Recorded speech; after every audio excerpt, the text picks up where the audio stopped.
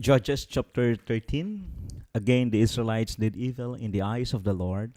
So the Lord delivered them into the hands of the Philistines for 40 years. A certain man of Zorah named Manoah from the clan of the Danites had a wife who was childless, unable to give birth. The angel of the Lord appeared to her and said, "You are barren and childless, but you are going to become pregnant and give birth to a son. Now, see to it that you drink no wine or other fermented drink, and that you do not eat anything unclean. You will become pregnant and have a son whose head is never to be touched by a razor, because the boy is to be a Nazirite, dedicated to God from the womb. He will take the lead in delivering Israel from the hands of the Philistines." Then the woman went to her husband and told him, "A man of God came to me. He looked like an angel of God, very awesome. I didn't ask him where he came from, and he didn't tell me his name. But he said to me, 'You will become pregnant and have a son. Now, then, drink no wine or other fermented drink, and do not eat anything unclean, because the boy will be a Nazarite of God from the womb until the day of his death.' Then Manoah prayed to the Lord, 'Pardon your servant, Lord. I beg you to let the man of God you sent to us come again to teach us how to bring up the boy who is to be born.' God heard Manoah, and the angel of God came again to the woman while she was out in the field. But her husband Manoah was not with her. The woman hurried to tell her husband, 'He is here, the man who appeared to me the other day.' Manoah got up and followed his wife. When he came to the man, he said, 'Are you the man who talked to my wife?' 'I am,' he said. So Manoah asked him, 'When your words are fulfilled, what is to be the rule that governs the boy's life and work?' The angel of the Lord answered, 'Your wife must do all that I have told her. She must not eat anything that comes from the grapevine, nor drink any wine or other fermented drink, nor eat anything unclean. She must do everything I have commanded her.' Manoah said to the angel of the Lord, 'We would like you to stay until we prepare a young goat for you.' The angel of the Lord replied, 'Even though you detain me, I will not eat any of your food. But if you prepare a burnt offering, offer it to the Lord.' Manoah did not realize that it was the angel of the Lord. Then Manoah inquired of the angel of the Lord, 'What is your name, so that we may honor you when your word comes true?' He replied, 'Why do you ask my name? It is beyond understanding.' Then Manoah took a young goat together with the grain offering and sacrificed it on a rock to the Lord. And the Lord did an amazing thing while Manoah and his wife watched. As the flame blazed up from the altar toward heaven, the angel of the Lord ascended in the flame. Seeing this, Manoah and his wife fell with their faces to the ground. When the angel of the Lord did not show himself again to Manoah and his wife, Manoah realized that it was the angel of the Lord. 'We are doomed to die,' he said to his wife. 'We have seen God.' But his wife answered, 'If the Lord had meant to kill us, he would not have accepted the burnt offering and grain offering from our hands, nor shown us all these things, or now told us this.' The woman gave birth to a boy and named him Samson. He grew, and the Lord blessed him. And the Spirit of the Lord began to stir him while he was in Mahanidan, between Zorah and Estaol. Judges chapter 14. Samson went down to Timnah and saw there a young Philistine woman. When he returned, he said to his father and mother, 'I have seen a Philistine woman in Timnah. Now get her for me as my wife.' His father and mother replied, 'Isn't there an acceptable woman among your relatives or among all our people? Must you go to the uncircumcised Philistines to get a wife?' But Samson said to his father, 'Get her for me. She is the right one for me.' His parents did not know that this was from the Lord, who was seeking an occasion to confront the Philistines, for at that time they were ruling over Israel. Samson went down to Timnah together with his father and mother. As they approached the vineyards of Timnah, suddenly a young lion came roaring toward him. The Spirit of the Lord came powerfully upon him, so that he tore the lion apart with his bare hands, as he might have torn a young goat. But he told neither his father nor his mother what he had done. Then he went down and talked with the woman, and he liked her. Some time later, when he went back to marry her, he turned aside to look at the lion's carcass, and in it he saw a swarm of bees and some honey. He scooped out the honey with his hands and ate as he went along. When he rejoined his parents, he gave them some, and they too ate it. But he did not tell them that he had taken the honey from the lion's carcass. Now his father went down to see the woman, and there Samson held a feast, as was customary for young men. When the people saw him, they chose 30 men to be his companions. Let me tell you a riddle, Samson said to them. If you can give me the answer within the 7 days of the feast, I will give you 30 linen garments and 30 sets of clothes. If you can't tell me the answer, you must give me 30 linen garments and 30 sets of clothes. Tell us your riddle, they said. Let's hear it. He replied, out of the eater, something to eat, out of the strong, something sweet. For 3 days they could not give the answer. On the fourth day, they said to Samson's wife, coax your husband into explaining the riddle for us, or we will burn you and your families or father's household to death. Did you invite us here to steal our property? And Samson's wife threw herself on him, sobbing, you hate me. You don't really love me. You've given my people a riddle, but you haven't told me the answer. I haven't even explained it to my father or mother, he replied. So why should I explain it to you? She cried the whole 7 days of the feast. So on the seventh day he finally told her, because she continued to press him. She in turn explained the riddle to her people. Before sunset on the 7th day, the men of the town said to him, what is sweeter than honey, and what is stronger than a lion? Samson said to them, if you had not plowed with my heifer, you would not have solved my riddle. Then the Spirit of the Lord came powerfully upon him. He went down to Ashkelon, struck down 30 of their men, stripped them of everything, and gave their clothes to those who had explained the riddle. Burning with anger, he returned to his father's home, and Samson's wife was given to one of his companions who had attended him at the feast. Judges chapter 15. Later on, at the time of wheat harvest, Samson took a young goat and went to visit his wife. He said, I'm going to my wife's room. But her father would not let him go in. I was so sure you hated her, he said, that I gave her to your companion. Isn't her younger sister more attractive? Take her instead. Samson said to them, this time I have a right to get even with the Philistines. I will really harm them. So he went out and caught 300 foxes and tied them tail to tail in pairs.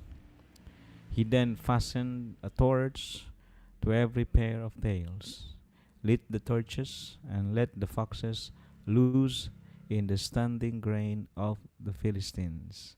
He burned up the shocks and standing grain together with the vineyards and olive groves. When the Philistines asked who did this, they were told Samson, the Timnite's son-in-law, because his wife was given to his companion. So the Philistines went up and burned her and her father to death. Samson said to them, since you've acted like this, I swear that I won't stop until I get my vengeance on you. He attacked them viciously and slaughtered many of them. Then he went down and stayed in a cave in the rock of Etam. The Philistines went up and camped in Judah, spreading out near Lehi. The people of Judah asked, why have you come to fight us? We have come to take Samson prisoner, they answered. Do to him as he did to us. Then 3,000 men from Judah went down to the cave in the rock of Etam and said to Samson, don't you realize that the Philistines are rulers over us? What have you done to us? He answered, I merely did to them what they did to me. They said to him, we've come to tie you up and hand you over to the Philistines. Samson said, swear to me that you won't kill me yourselves. Agreed, they answered. We will only tie you up and hand you over to them. We will not kill you. So they bound him with two new ropes, led him up from the rock. As he approached Lehi, the Philistines came toward him, shouting. The Spirit of the Lord came powerfully upon him. The ropes on his arms became like charred flax, and the bindings dropped from his hands. Finding a fresh jawbone of a donkey, he grabbed it and struck down 1,000 men. Then Samson said, with the donkey's jawbone, I have made donkeys of them. With the donkey's jawbone, I have killed 1,000 men. When he finished speaking, he threw away the jawbone, and the place was called Ramath Lehi. Because he was very thirsty, he cried out to the Lord, You have given your servant this great victory, but must I now die of tears and fall into the hands of the uncircumcised? And God opened up the hollow place in Lehi, and water came out of it. When Samson drank, his strength returned and he revived. So the spring was called En Hakore, and it is still there in Lehi. Samson led Israel for 20 years in the days of the Philistines. One day, Samson went to Gaza, where he saw a prostitute. He went in to spend the night with her.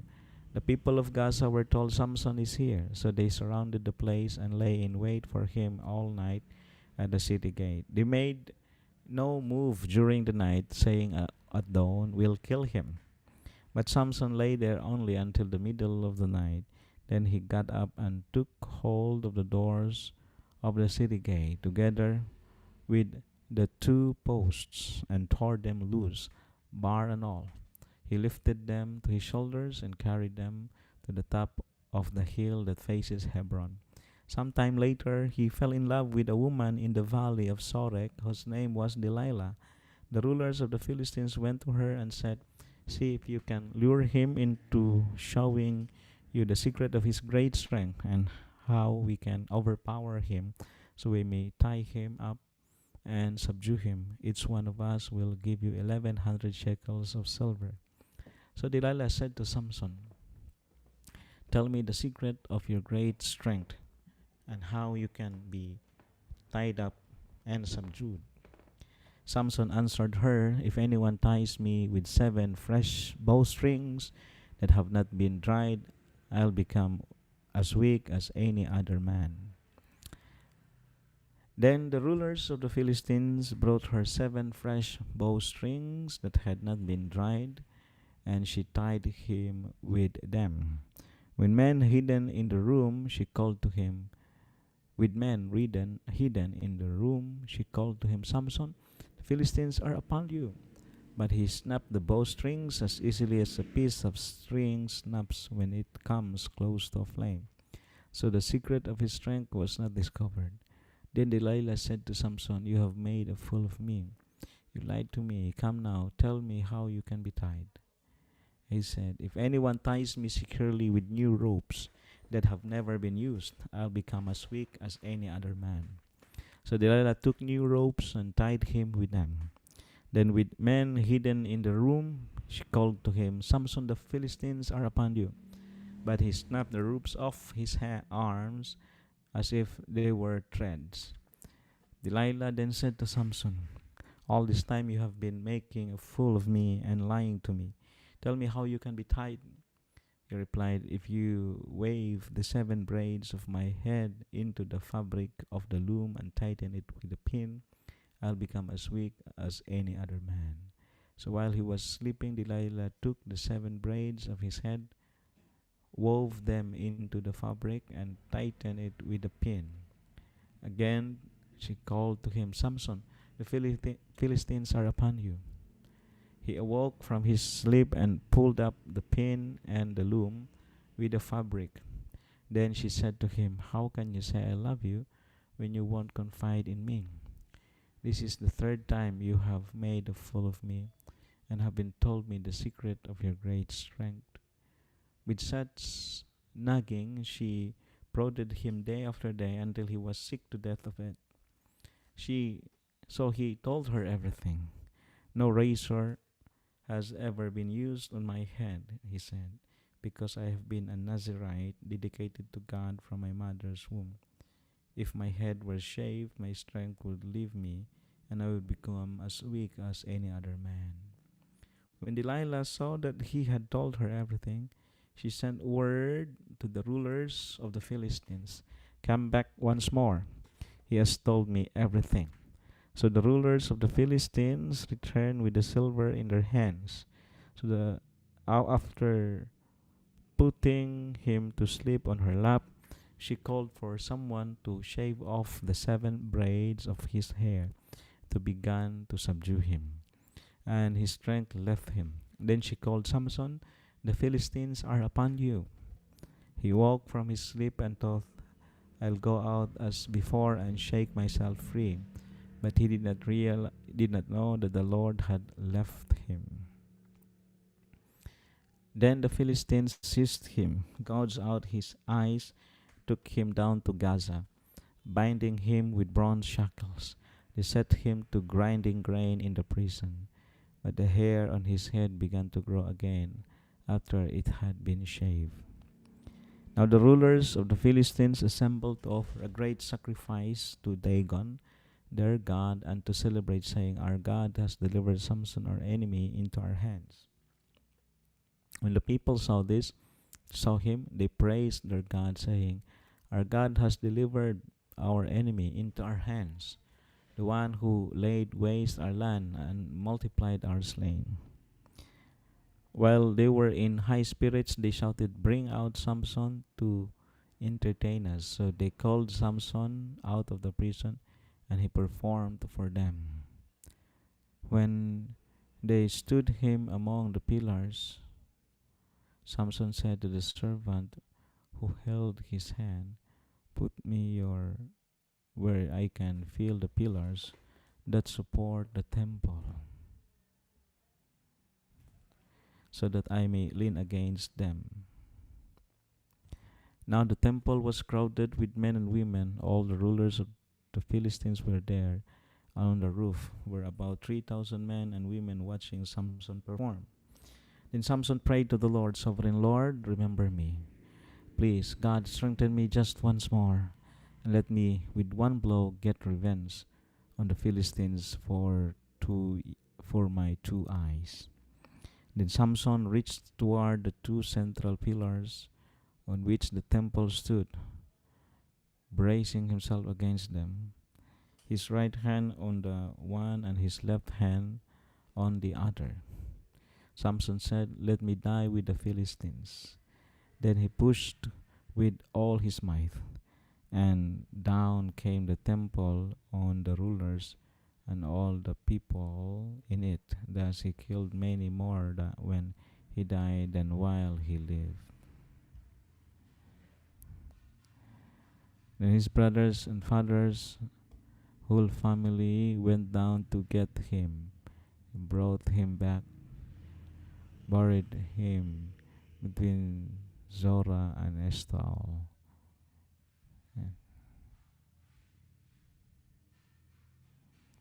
In the tomb of Manoah, his father. He had led Israel 20 years. Judges chapter 17. Now a man named Micah from the hill country of Ephraim said to his mother, "The 1,100 shekels of silver that were taken from you, and about which I heard you utter a curse, I have that silver with me. I took it." Then his mother said, "The Lord bless you, my son." When he returned the 1,100 shekels of silver to his mother, she said, "I solemnly consecrate my silver to the Lord for my son to make an image overlaid with silver. I will give it back to you." So he offered.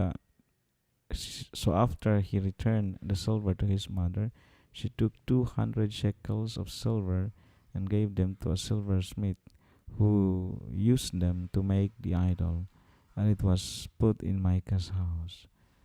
Now this man Micah had a shrine, and he made an ephod and some household gods, and installed one of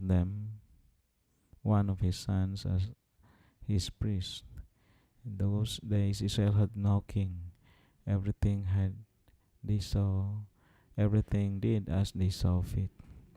A young Levite from Bethlehem in Judah, who had been living within the clan of Judah, left the town in search of some other place to stay.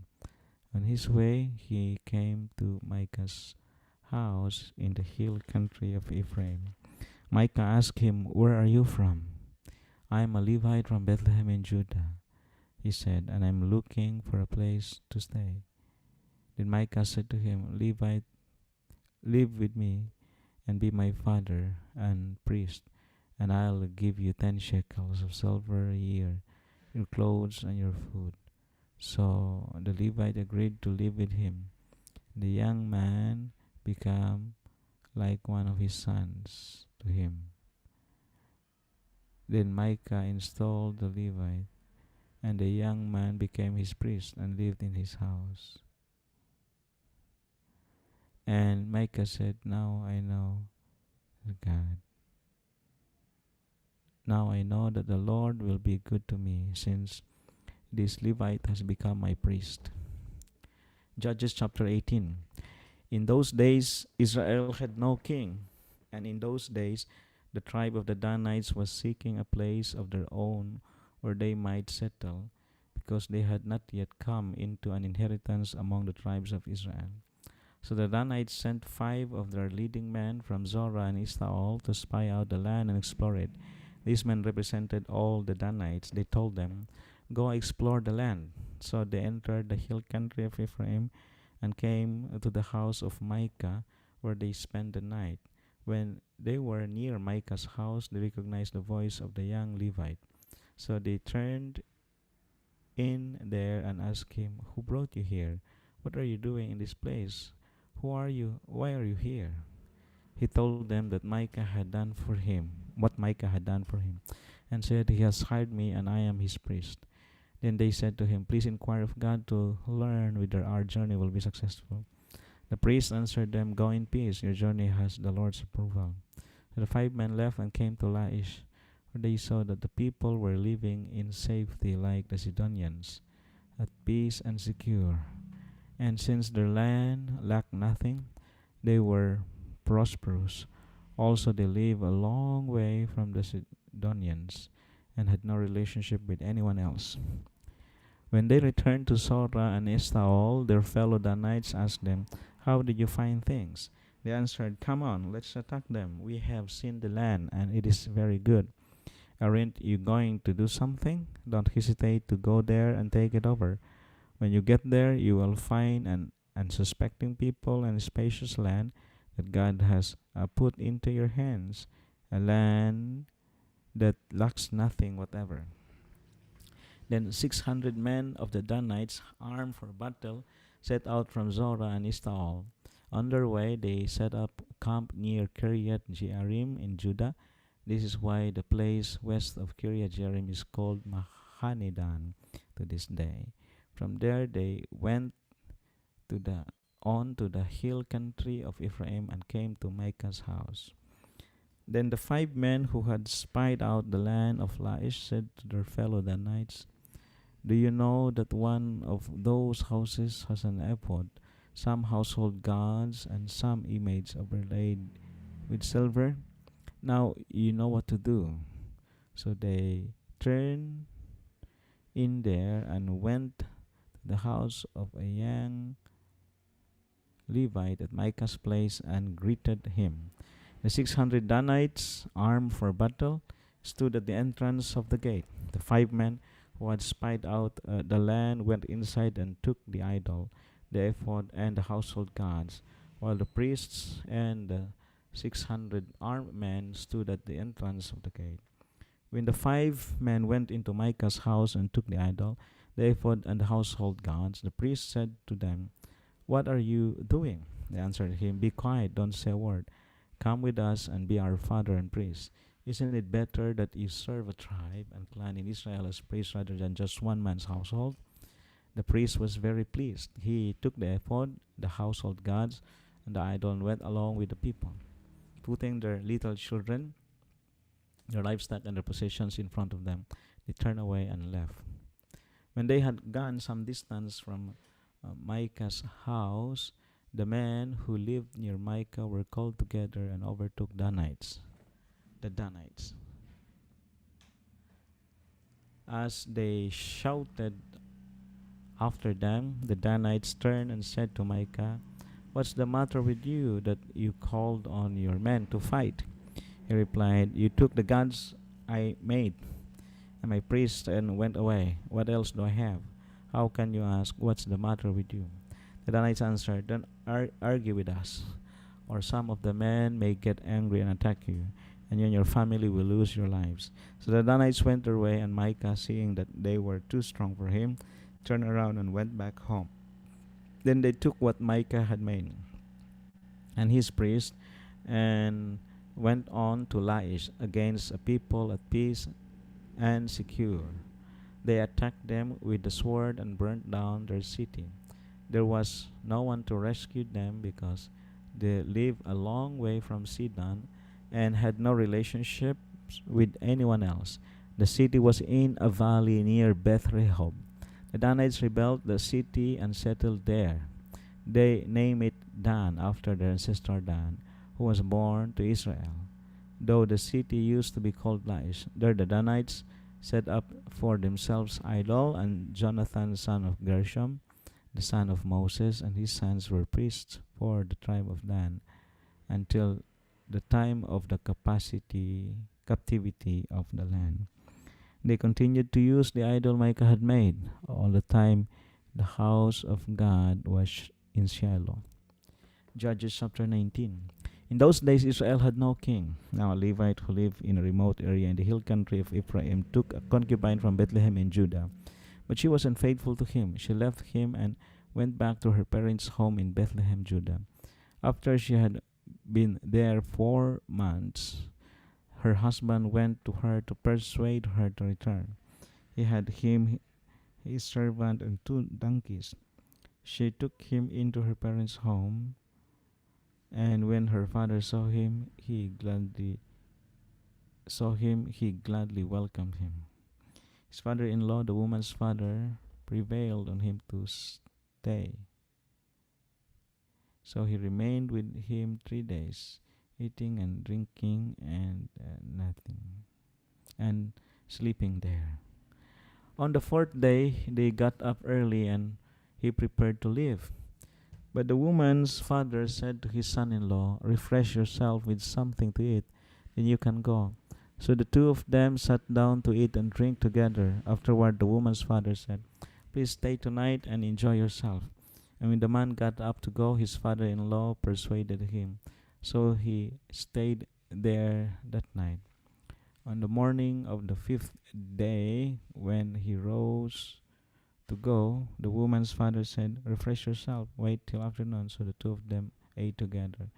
When the man with his concubine and his servant got up to leave his father-in-law, the woman's father said, "Now look, it's almost evening. Spend the night here. The day is nearly over. Stay and enjoy yourself. Early tomorrow morning, you can get up and be on your way home." But unwilling to stay another night, the man left and went toward Jebus, that is Jerusalem, with his 2 saddle donkeys and his concubine. When they were near Jebus and the day was almost gone, the servant said to his master, "Come, let's stop at the city of the Jebusites and spend the night." His master replied, "No, we won't go into any city whose people are not Israelites. We will go on to Gibeah." He added, "Come, let's try to reach Gibeah or Ramah and spend the night in one of those places." So they went on, and the sun set as they neared Gibeah in Benjamin. There they stopped to spend the night. They went and sat in the city square, but no one took them in for the night.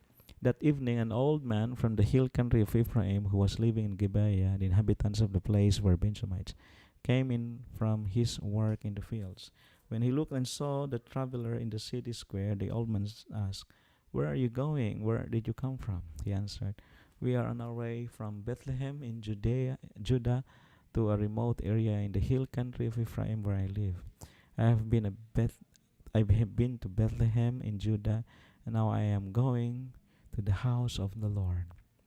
No one has taken me in for the night. We have both straw and fodder for our donkeys, and bread and wine for ourselves and your servants. Me, the woman, and the young man with us. We don't need anything. You are welcome at my house. The old man said, Let me supply you whatever you need. Only don't spend the night in the square. So he took him into his house and fed his donkeys. After they had washed their feet, they had something to eat and drink. While they were enjoying themselves, some of the wicked men of the city surrounded the house. Pounding on the door, they shouted to the old man who owned the house, Bring out the man who came to your house so we can have sex with them. The owner of the house went outside and said to them, No, my friends, don't be so vile. Since this man is my guest, don't do this outrageous thing. Look, here is my virgin's daughter. Look, here is my virgin daughter and his concubine. I will bring them out to you now, and you can use them and do to them whatever you wish. But as for this man, don't do such an outrageous thing. But the man would not listen to him. So the man took his concubine and sent her outside to them. And they raped her and abused her throughout the night. And at dawn they let her go. At daybreak, the woman went back to the house where her master was staying, fell down at the door, and lay there until daylight. When her master got up in the morning and opened the door of the house and stepped out to continue on his way, there lay his concubine, fallen in the doorway of the house with her hands on the threshold. He said to her, Get up, let's go. But there was no answer. Then the man put her on his donkey and set out for home. When he reached home, he took a knife and cut up his concubine, limb by limb, into 12 parts, and sent them into all the areas of Israel. Everyone who saw it was saying to one another, Such a thing has never been seen or done, nor since the day the Israelites came up out of Egypt. Just imagine, we must do something. So speak up. Judges chapter 20. Then all Israel, from Dan to Beersheba, and from the land of Gilead, came together as one, and assembled before the Lord in Mizpah. The leaders of all the people of the tribes of Israel took their places in the assembly of God's people, 400,000 men armed with swords. The Benjamites heard that the Israelites had gone up to Mizpah. Then the Israelites said, Tell us how this awful thing happened. So the Levite, the husband of the murdered woman, said, I and my concubine came to Gibeah in Benjamin to spend the night. During the night, the men of Gibeah came after me and surrounded the house, intending to kill me. They raped my concubine and she died. I took my concubine, cut her into pieces, and sent one piece to each region of Israel's inheritance, because they committed this lewd and outrageous act in Israel. Now all you Israelites, speak up and tell me what you have decided to do. All the men rose up together as one, saying, None of us will go home. No one of us will return to his house. But now this is what we will do to Gibeah. We'll go up against it in the order decided by casting lots. We will take 10 men every 100. We will take 10 men out of every 100 from all the tribes of Israel, and 100 from 1,000, and 1,000 from 10,000, to get provisions for the army. Then when the army arrives at Gibeah in Benjamin, it can give them what they deserve for this outrageous act done in Israel. So all the Israelites all together got together and united as one against the city. The tribes of Israel sent messengers throughout the tribe of Benjamin, saying, What about this awful crime that was committed among you? Now turn those wicked men of Gibeah over to us, so that we may put them to death and purge the evil from Israel. But the Benjamites would not listen to their fellow Israelites. From their towns they came together at Gibeah to fight against the Israelites. At once the Benjamites mobilized 26,000 sword men from their towns, in addition to 7,700 able young men from those living in Gibeah.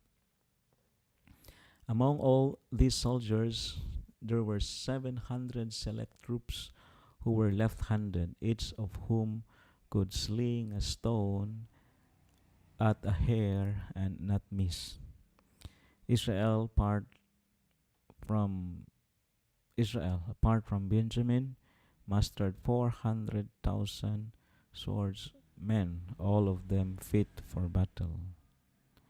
The Israelites went to Bethel and inquired of God. They said, "Who of us is to go up first to fight against the Benjamites?" The Lord replied, "Judah shall go first." The next morning, the Israelites got up and pitched their camp near Gibeah.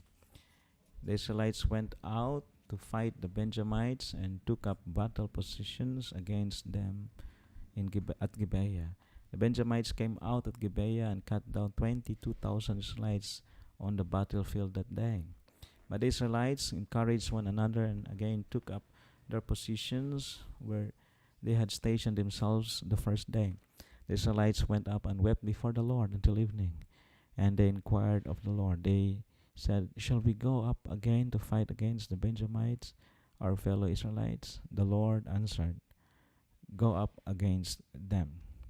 Then the Israelites drew to Benjamin the second day, draw near to Benjamin the second day. This time, when the Benjamites came out from Gibeah to oppose them, they cut down another 18,000 Israelites, all of them armed with swords. Then all the Israelites, the whole army, went up to Bethel, and there they sat weeping before the Lord. They fasted that day and till evening and presented burnt offerings and fellowship offerings to the Lord, and the Israelites inquired of the Lord. In those days the ark of the covenant of God was there, with Phinehas son of Eleazar, the son of Aaron, ministering before it. They asked, "Shall we go up again to fight against against the Benjamites, our fellow Israelites, or not?" The Lord responded, "Go, for tomorrow I will give them into your hands." Then Israel set an ambush around Gibeah. They went up against the Benjamites on the third day and took up positions against Gibeah as they had done before. The Benjamites came out to meet them and were drawn away from the city. They began to inflict casualties on the Israelites as before, so that about 30 men fell in the open field and on the roads, the one leading to Bethel and the other to Gibeah. While the Benjamites were saying, "We are defeating them as before," the Israelites were saying, "Let's retreat and draw them away from the city to the roads." All the men of Israel moved from their places and took up positions at Baal Tamar, and the Israelite ambush charged out of its place on the west of Gibeah. Then 10,000 of Israel's able young men made a frontal attack on Gibeah. The fighting was so heavy, the Benjamites did not realize how near disaster was. The Lord defeated Benjamin before Israel. On that day, the Israelites struck down 25,100 Benjamites, all armed with swords. Then the Benjamites saw that they were beaten. Now the men of Israel had given away before Benjamin because they relied on the ambush they had set near Gibeah. Those who had been in ambush made a sudden dash into Gibeah, spread out, and put the whole city to the sword. The Israelites had arranged with the ambush that they should stand up a great cloud of smoke from the city, and then the Israelites would counterattack. The Benjamites had begun to inflict casualties on the Israelites, about 30, and they said, "We are defeating them as in the first battle." But when the column of smoke began to rise from the city, the Benjamites turned and saw the whole city going up in smoke. The Israelites counterattacked, and the Benjamites were terrified because they realized that disaster had come on them. So they fled before the Israelites in the direction of the wilderness, but they could not escape the battle. And the Israelites who came out of the towns came down there. They surrounded the Benjamites, chased them, and easily overran them in the vicinity of Gibeah on the east. 18,000 Benjamites fell, all of them valiant fighters. As they turned and fled toward the wilderness to the rock of Rimmon, the Israelites cut down 5,000 men among the roads. They kept pressing after the Benjamites as far as Gidom and struck down 2,000 more. On that day, 25,000 Benjamite swordsmen fell, all of them valiant fighters, but 600 of them turned and fled into the wilderness to the rock of Rimmon, where they stayed for months. The men of Israel went back to Benjamin and put all the towns to the sword, including the animals and everything else they found. All the towns they came across they set on fire. Judges chapter 21.